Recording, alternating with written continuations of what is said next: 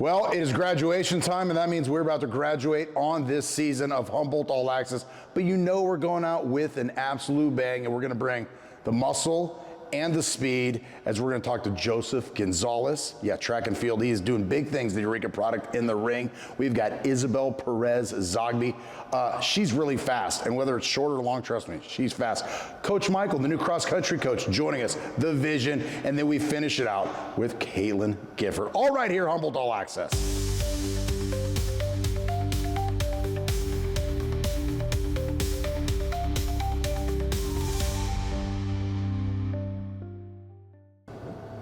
Joined by a school record holder, stud, Joseph Gonzalez. Joseph, man, congratulations on another school record. Took you a while to break through on Roddy's record, and now it's, I mean, you just keep breaking your own records. Give us the skinny. How's it coming together? How's it happening? How good are you feeling? I feel good, dude, especially towards the end of the season here. I felt like I was in a little bit of a slump towards the middle. Right. Like these last 3-4 meets, I've been on the up, so I was excited to go to last chance and get that opportunity. You know, Scott Pesh, former track coach here, so JB, start slow, finish strong. Finishing strong. How did you make sure you're peaking at the right time? I just kind of, trusted my coach in the programming, and he's always talking about peaking, so I just kind of went with it and knew I'd be in a good position to perform well. So were you feeling pressure going down to, it was at Azusa Pacific, right, for the last chance meet? So tell us kind of how that comes together, and I mean, judging by the sound of it, it's the last chance. Yeah. It was good. I felt really good going into Azusa. There wasn't a lot of pressure, honestly, because I didn't have anything to lose. Like I wasn't in nationals, and I didn't unfortunately make nationals. I missed it by about 4 spots, but I was pretty confident going into that meet and my ability to perform. So I just went out there and gave it all I had. Now, last time we talked, I believe you said you did not think it was a record, or it wasn't going to be a record-setting day. Did you know as you've kind of peaked at the right time? You have a little inkling the last couple times you've gotten in. Is it the circle? What's the official term for where you do your magic at? The ring. The ring. Okay. When you stepped into the ring, did you know you had it? In my warm-ups, after my first full rotation warm-up, I was like, yeah, it's going to be a good day. So in warm-ups, do you go 100%, or is it tell us about just getting to that? Because I'm assuming you get 3 throws during the competition, or is it 6? Yeah, you get 3 throws in prelims, and the top 9 from there get 3 more. Okay, so how do you pace yourself? In warm-ups, I like to take it a little slow. I just start with a stand throw, a wheel turn, which is shot put turns or whatnot. And I'll take 2 or 3 fulls, but I don't want to go all out in my warm-ups. We have something called a warm-up warrior. Okay. I do really good in warm-ups and then terrible. Sounds like me at the driving range. Yeah, I'm not going to say nothing, but yeah. So I try to just pace myself because I want to save the good ones for competition. All right, fair enough. Yeah. And then just talk about the culmination of your hard work and the local product that you are, Eureka High, coming here and just representing. Yeah, I mean it's awesome to do something like this, especially being local. I mean, it means the world to me to get to see my supporters, my family every time. Yeah, it's pretty cool. And just to say the work, I mean, Drew, obviously we get to see the numbers and what you're doing, the people go out and see it, but I think about the first time we had you on, I think it was last year, maybe 2 years ago, and you've always been a big guy.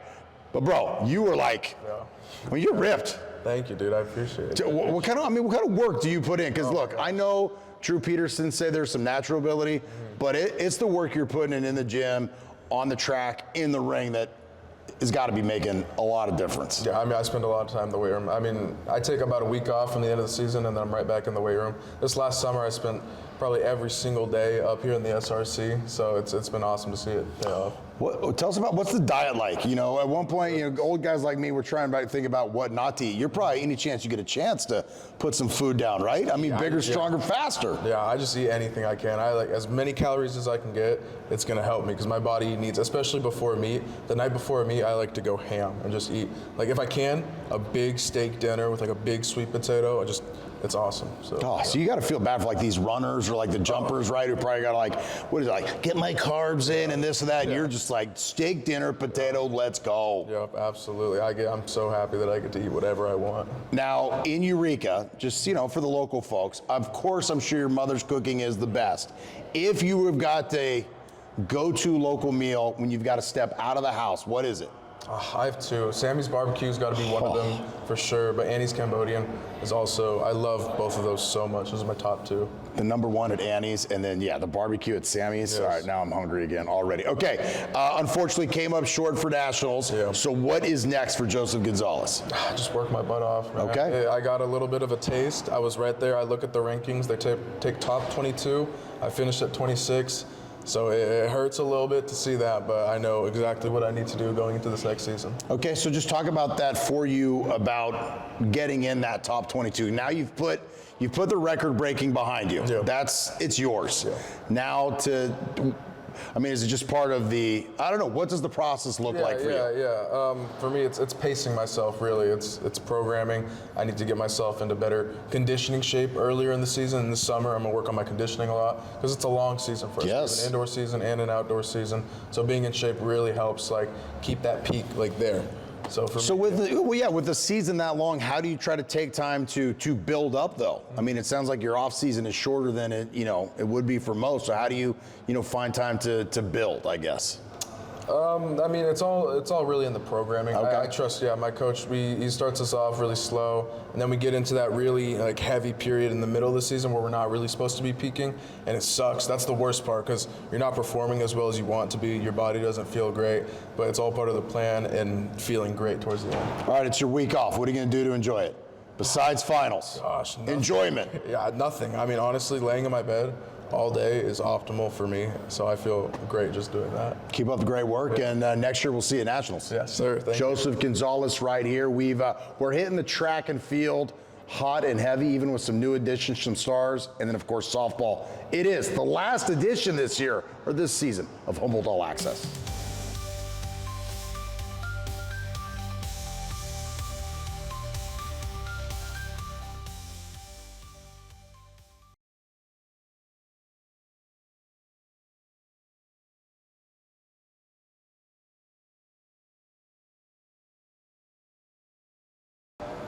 Coming at you quick, it is Elite 13 All-CC 2A, Isabel Perez-Zoghbi. Thank you for stopping for a minute and coming by. Welcome on the show. Thank you. Thank you so much. Tell us about just your season thus far. Drew Gorder gave me kind of the cheat sheet. 800. Tell us about the events and how well you've done, because I want to hear from you. So I've had the best season of my life for Scherzies. It's been super fun. I've mostly been focusing on the 800. Okay. That's my main event, so that's what I was focusing on in indoor. And I placed third at Nationals in indoor. And then I've PR'd so many times this season, so that's been pretty awesome. That's also my main event for outdoor. So I've been working on that. I ran that at conference, and I won conference in the 800. And that's what I'm planning on running at Nationals in a couple weeks.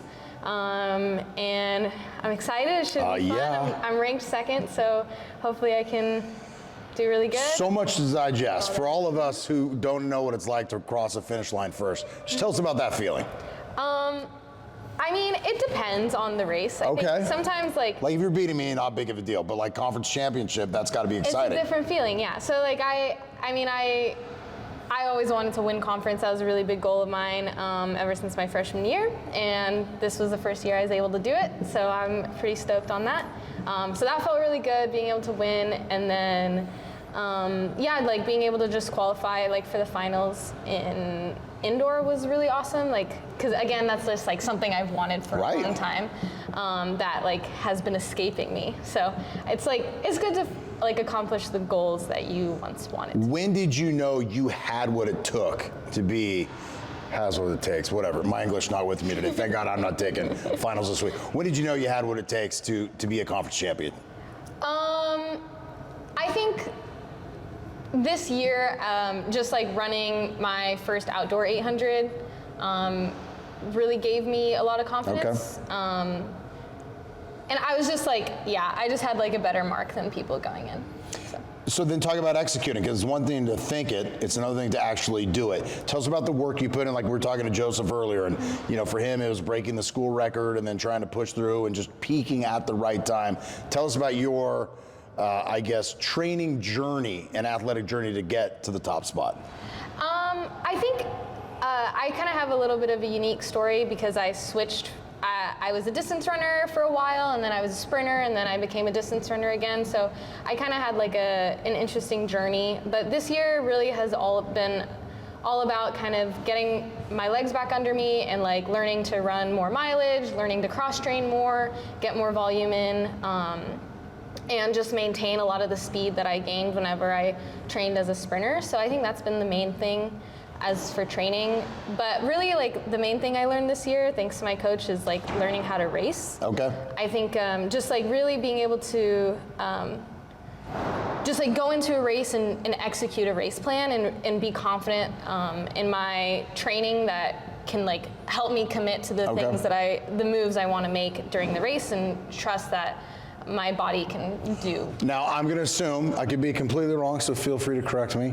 With that short distance sprinting background, I mean, you got to feel good if you're even somewhere near the top coming down the stretch, yeah? Yeah, I think being a sprinter in the past has helped me just be a lot stronger and make that beginning part of the race a lot easier, just because I'm a little further from my top speed, so it just feels a little easier. Well, it was wild. I mean, talking about here, I was going to ask you about going from cross country to shortening it down to the 800, but it's like, kind of like you found that perfect porridge in the middle. Definitely. Because as you and Ryan were talking, Ryan, our man behind the camera, starting in cross country, and then wild you go to sprints. I mean, I don't think a lot of people are probably making that crossover. And then how did you settle on the 800, and why is it the right race for you?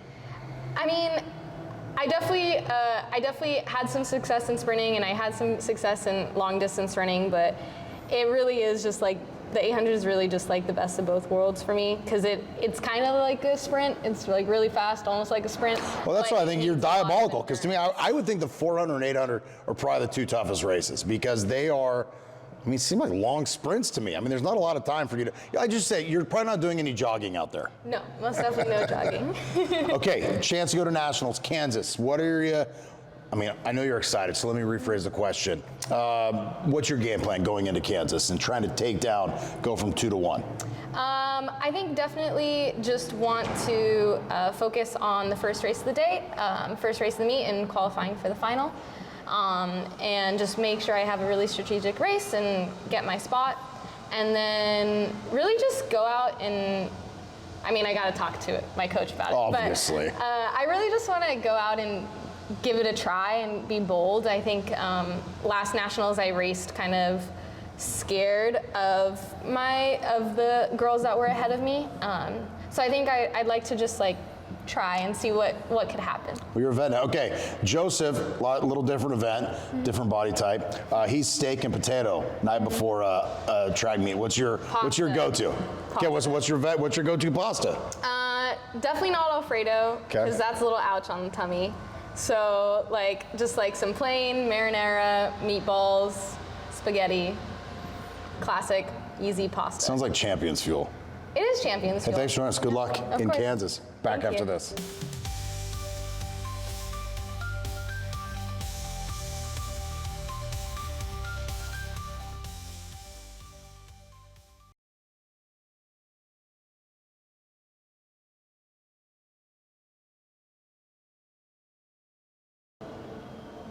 All right, welcome and congratulations, Michael Schroer, new cross-country coach for Cal Poly Humboldt. First off, congratulations. Thank you very much. Appreciate it. Now, talk about the opportunity for you, how it came, just how you decided you want this job and then going for it. I know you've been in the area for some time after being the likes of Georgetown all the way back east, but kind of being around the program and then stepping up and becoming ahead of the program.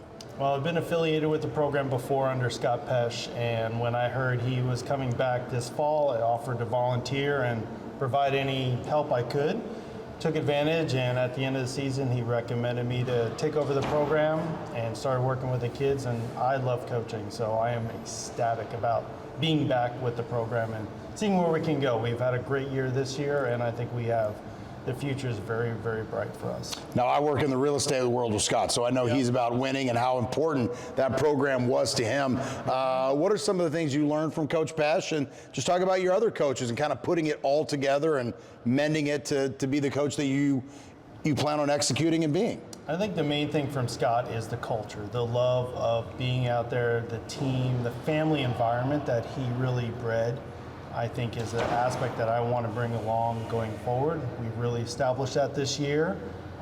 That's one of the keys. I think taking athletes beyond a point where they think they are capable, but to a point where we know they are is where I want to go. And that's my goal and if we do that, we're going to have great success here. How much is, when you're out recruiting on the recruiting trail, looking at a time, okay, a kid can run a mile, 2 miles and what, but then also watching a kid, getting to know that individual and realize, you know what, I think there's more juice to squeeze out of this person.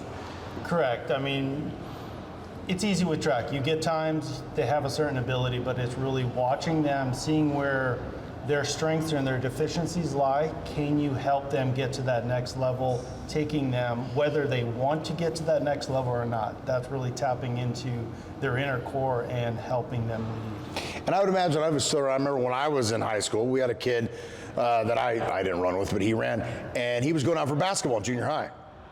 And the basketball coach said, if you go out for cross country, you're guaranteed to make the basketball team. Well, it turned out he was one of the best runners in the state. He just didn't know it. So talk about just kind of maybe also too, discovering talent that's out there. I actually messaged one of my former athletes this morning telling her that I got this job, and she wrote back saying, I remember when you came out to lacrosse practice and you saw me as a freshman and convinced me to run track, and it was the greatest decision ever. So I've done that in the past. I pulled a tennis player from tennis and turned her into an All-American cross-country runner in a season. So I have a very good eye for kind of seeing that talent and helping develop it. Talk about talent. Talk about Isabel, who was just on here. I mean, wild to think about. Came here as a cross-country runner. Yeah. Then is doing sprints, and then now has kind of found that happy medium running the 800. Yeah, I think she bought in early to my philosophy, and I think that's helped. She has an amazing talent, an incredible person, and just her buying in and being willing to kind of accept my training philosophies has helped her really start seeing what she's capable of. I don't think she has gotten to where she's completely capable of, but this first year under the program, she is tremendous. I mean, second in the nation in the 800, top 15 in the 1500, and top 15 in the 3K. Amazing. She's one of the few athletes in D2 ranked in 3 different events. Just a tremendous person and an athlete. All right, she's already left the building, and of course she said, I'm gonna talk to Coach. What do you think is her best approach to try to become a national champion? She's just going to have to stick a little closer to the individual that should win the race. And if we can get her to that point where she is in with striking distance with about 50 meters to go, there's nobody that I have seen at this point that can outkick her. Yeah, with that sprinting background. All right, talking about recruiting-wise, you talked about culture, and I think all of us who are Humboldt people, we've bought into the culture and get that. Yeah. Now, I'm not a cross-country runner, but I'd imagine this is the kind of place I don't want to run. Between the mountains, the ocean, the beaches, the trails, the lack of people. Like, if I'm running in, like, I don't know, San Francisco State, I might get hit by a car. San Marcos, I might burn up in the desert. Like, I mean, it's got to be as good as it gets, right? It is one of the best areas to train. We don't have the heat that you have in the Central Valley or down south, so we have that. It is a perfect all year long running community. That is why we had national championship teams back in the 80s, national quality teams in the 90s. We have just lost that a little bit, but we can bring that back. Athletes want to come here. They've heard the word of mouth. Coming from my background, it's easy to connect with them. So it is a win-win with the environment, the school, the support we have. It is very positive going forward. Now, I know obviously you're helping with distance, and it's cross-country, and of course you're helping Sarah and them out with the distance. But for this cross-country season coming up, what are your goals? And then your overall goals for the program? We were, I believe, 5th at conference. I would like to see both teams achieve a 3rd place finish this upcoming year. Top 3 is sort of our immediate goal. Top 10 regionally, and then hopefully the year after we can start sniffing nationals again. I think what we have coming in, what we have returning, and what I'm already recruiting for the following year is on that trajectory where we can go back to being a nationally quality program. Head coach Michael Schroer. It's got a great ring to it. Congratulations. Thank you very much. More after these messages.